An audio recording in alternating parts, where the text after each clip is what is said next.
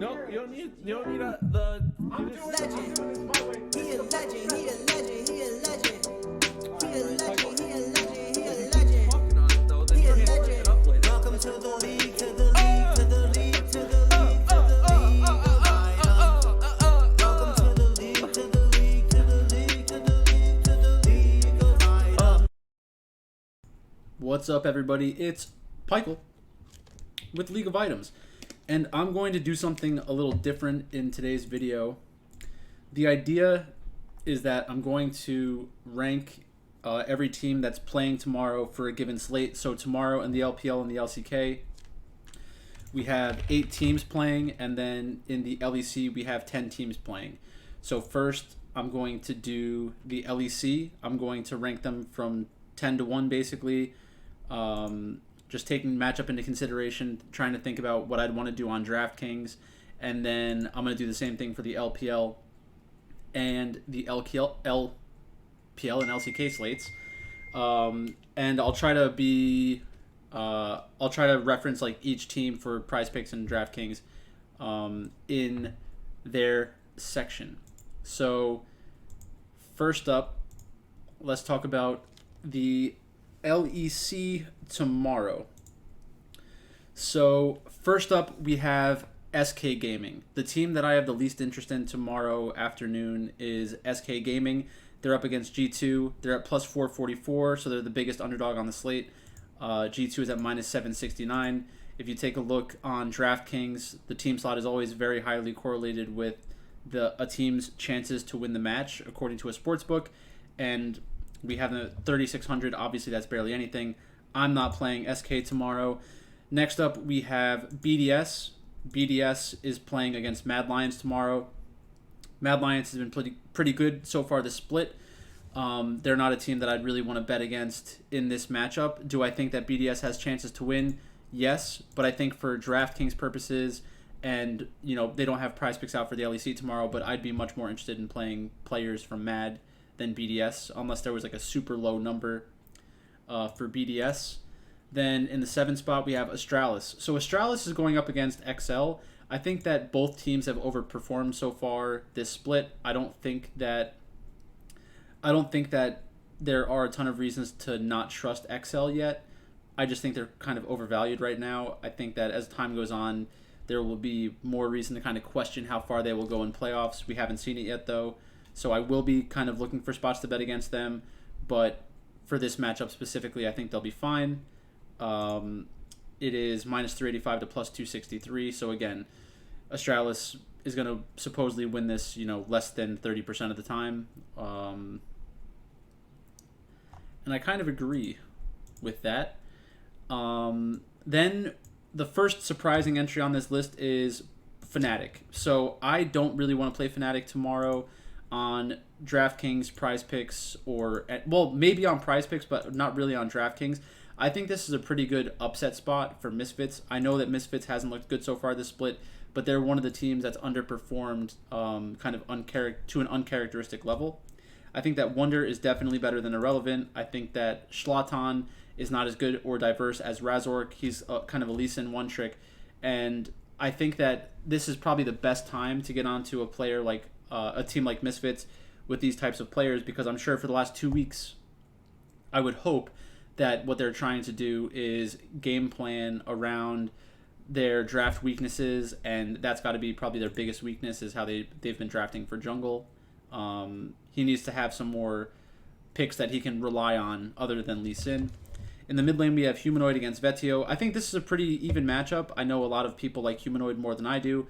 I don't think he is a great mid laner. I just don't like the way that he plays League of Legends. And I know that he plays League very similar to a lot of other players, and he's the best version of that. It's just that's not the style that I prefer.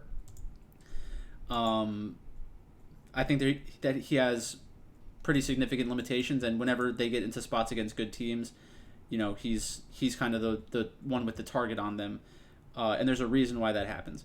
And then last but not least, we have Upset and Hillsong against Neon and Mursa. So it's definitely still a Fnatic favored matchup. I think that Fnatic wins more than 50% of the time. But this is a spot where I want to be on Misfits early, so Fnatic kind of has to take a knock in the rankings for that reason. Then we are moving on to Vitality. So Vitality has a tough matchup against Rogue. I'm completely fine playing them at plus 149. I don't think you're getting much value there. I think that if the sportsbook was trying to incentivize you to bet on Vitality, it'd be closer to 170, 180. And I know that might not seem like a lot, but it over time it really is if you're consistently getting that extra value.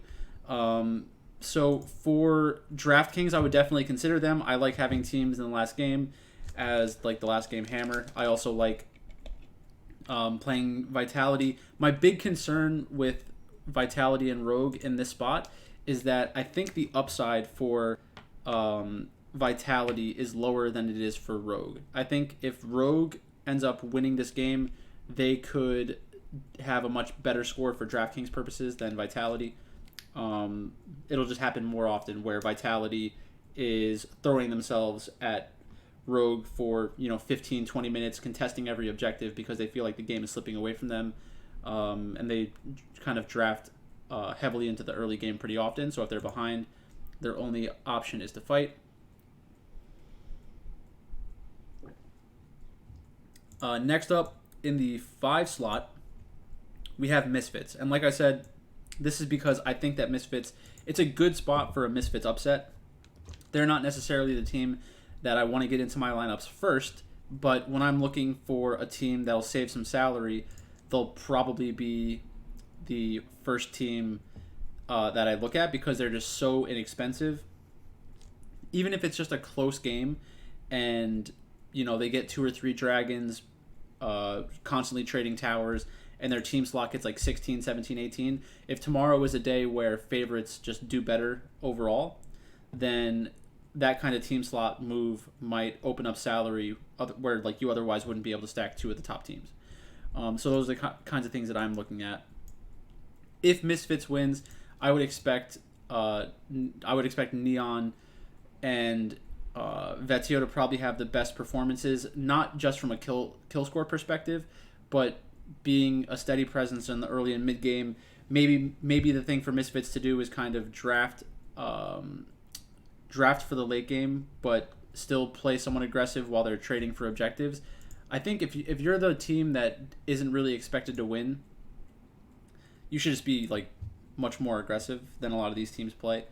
But Misfits is the kind of team that definitely believes they have talent and can build off of last season's success. It's pretty rough for them so far, this split relative to expectations. Moving on. Now we have Rogue. So like I said, Rogue, I could even justify putting Rogue like 2 spots higher to make them my second favorite team on the day. I think that it's a great matchup against Vitality. You really need to get onto teams that play against Vitality when they lose because they just give up so many kills. And that's coming from someone who likes Vitality a lot. I think that Odoamne against Alfari, Alfari is the better player, but he puts a lot of restrictions on his team's drafts. Odoamne is a little bit more flexible with the champion pool that he plays. Not that he has a more flexible champion pool overall. I'm sure it's very similar. It's just Alfari wants to have more resources and have his team play for him. Malrong against Haru. I think it's Malrong favored slightly. Larson against Perks, pretty even. Based on recent performances, probably slightly Larson favored. Then we have Comp and Trimby against Karzi and Labrov. I think this has been a big weak spot for Vitality so far. Karzi really hasn't had a great year to this point. And like if you told me that we come out of this game and Comp and Trimby just had a huge advantage or something, I wouldn't be shocked. I think Trimby being a playmaker is great for Rogue. So there's that. Let's get the next team. So next up, we're talking about G2. So G2 up against SK. The reason why I don't love them for tomorrow as my favorite team, and I think I should probably flip G2 and Rogue. So for those of you paying attention, flip G2 and Rogue. I don't like the matchup with SK Gaming in general. I think that SK tries to play more of a cerebral style of League of Legends, and that kind of just slows it down to the point where there's often like a lot of games where they just don't have they don't give up a ton of kills in their losses. So I'd definitely be a little bit afraid of G2 getting a great DraftKings performance, unless they force, like, continuously dive SK or something like that. That's always a possibility. Then my second favorite team on the day for DraftKings and betting and everything is XL. I think that even though XL is not as good as they've been so far this split, and like I think they've overperformed so far this split, so has Astralis. And when you have two teams that have been like overvalued or overpriced for this long, I think that you kind of need to take certain shots at them. And this is one where there may be some kind of perception out there that Astralis can keep this game close. And of course Astralis could win in a best of one. That's just how League of Legends works. There's a ton of variance in the best of one format. But I think that XL gets the job done tomorrow. And then last but not least, we have Mad. And I think that Mad is pretty clearly the best play for DraftKings tomorrow. If I was going to say, you know, what captain do I want the most out of any on this team, it would probably be Elyoya. I think that Elyoya has the highest, the most consistent ceiling on the team. He's definitely the focal point of the team, and now that Niski is playing in the mid lane, they're playing through Elyoya again, and it's really helping him perform to a much higher level at this point, to this point in the season. So Mad Lions is my favorite DraftKings play for tomorrow. I don't know what the prize picks are going to look like because they're not out yet. So let's go into the LPL and LCK. So the first three teams that I'm just going to talk about pretty fast are Hanwha Life, Fred Brion, and World Elite. I don't think any of those teams really have a great chance of winning their match tomorrow. If I was putting them in order, I would say that Hanwha Life is the least likely to win, Fred Brion is the second least likely to win, and then World Elite is the third least likely to win. The reason why I would rank World Elite the highest out of those three teams is because if they manage to beat JDG, they will get a ridiculous number of kills for DraftKings, and even in a 2-1, 1-2 loss, they could theoretically put up a huge number of kills in that one win or keep the second game close, and we can get into a spot where they're still paying off their DraftKings salary. It's definitely a big field GPP kind of play, but that is something that I think is worth taking a shot on. So in this match, World Elite against JDG, we have Bubu, Beishang, Shanks, Xing, and Kadaya, and then we have 369, Kanavi, Yagao, Hope, and Missing. I've made some DraftKings lineups so far. Initially, I wanted to get JDG, but I ended up on a different team that we'll talk about soon. The other matchup is really the first big question you have to answer for tomorrow, and that's LNG against RNG. So RNG, Breathe, Wei, Xiaohu, Gala, and Ming against Panda C, Tarzan, Duanbi, Light, and Lumao. So Ale was either benched or this guy is just getting a chance to kind of play on the main stage. It's funny how we went from everybody saying like Ale is one of the best top laners in the world at Worlds last year, and then he just got benched. So sometimes I need to kind of stick to my guns and hold on to my opinion of players, because by the time we got like a quarter or halfway through last season, I started saying like, oh yeah, Ale pretty good, he's just not a great player, and I still don't think he's a great player. So in this matchup, I think that you can definitely justify playing either side. I think that since RNG is much cheaper on DraftKings than they normally would be, they'll probably have a lot of people playing them. I do think this is going to be a 2-1, so you're not going to get the games not played bonuses. The other big problem is I could easily see this being a low kill score game. Both of these teams kind of have that tendency to play that style of League of Legends, and I think that we should be careful with them. Let's quickly do some prize picks. So first up, we have World Elite. First of all, we can go to Hanwha Life. So for Hanwha Life, we could play Samdi or On Fleek. I don't like playing unders for junglers or AD carries. That kind of freaks me out a little bit. just because all it takes is one game where you get 4 and you're hitting the over, or 3 and 1, and those are not very difficult to do. All that takes is Homolife winning one game, so I really wouldn't want to touch that. Kroko at 5.5.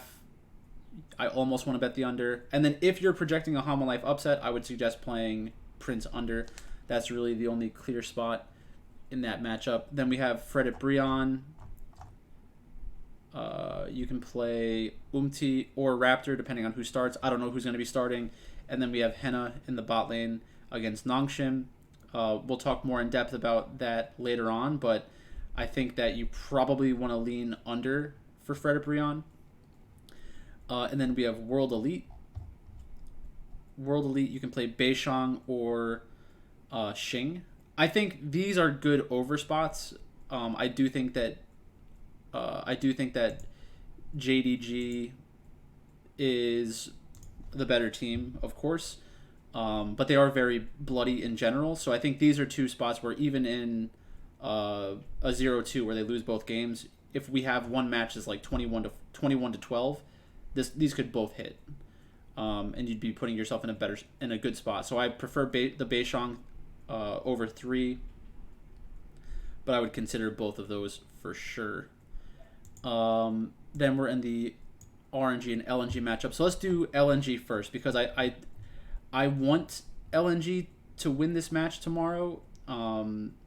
So in that scenario where they win one of the first 2 games, I think Tarzan over 3.5 is a layup. I think that's a great spot. Would definitely recommend playing the over on Tarzan. Light at 5. That's a little bit more scary to me. But I would probably lean the over because I do think that they're going to win one game. And then we have, for RNG, we have Wei and Gala. So I think that the unders are probably the right side. If RNG 2-0s, then you're going to lose this bet most likely.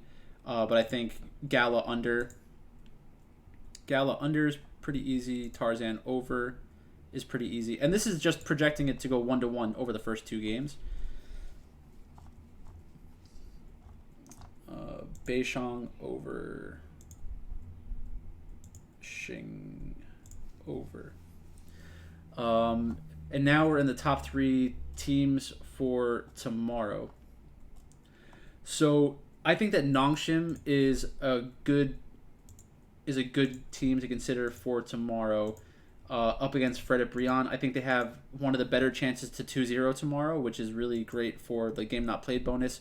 At 5,200, they are the second most expensive team slot, or the third most expensive team slot. And I think that that's an important thing to realize, because the RNG and LNG team slots are probably not going to be the best options tomorrow if they're going 2-1 instead of getting a game not played bonus. I think you almost always want to get a game not played bonus in the team slot. Kana is a little overpriced, but you can still fit him into good spots. Dread has had a good season so far.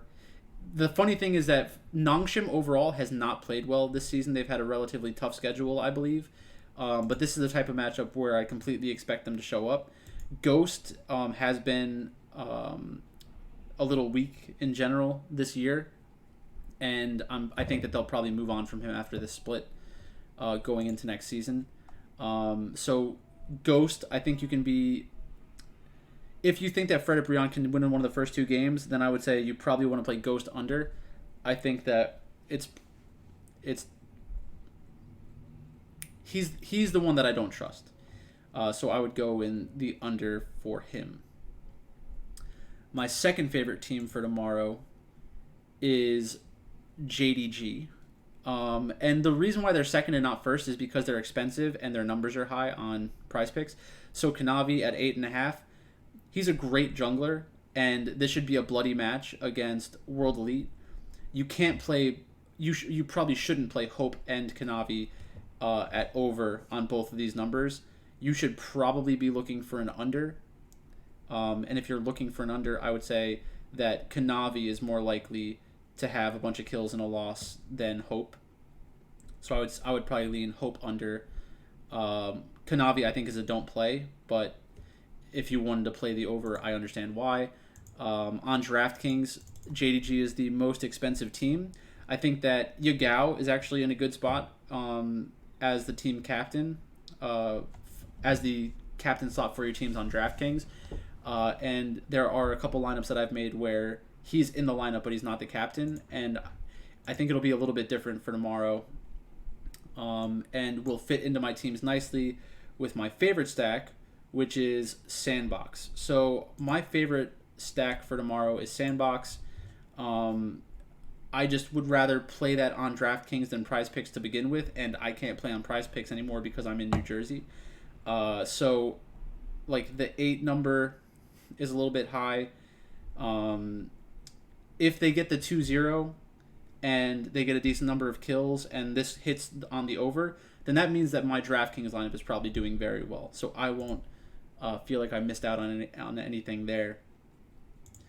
But that's basically it. So I figured I'd change up kind of how I'm running through these teams, mix up the format a little bit. Let me know what you think.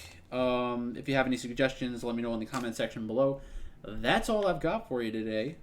Thanks for watching, and I'll talk to you later.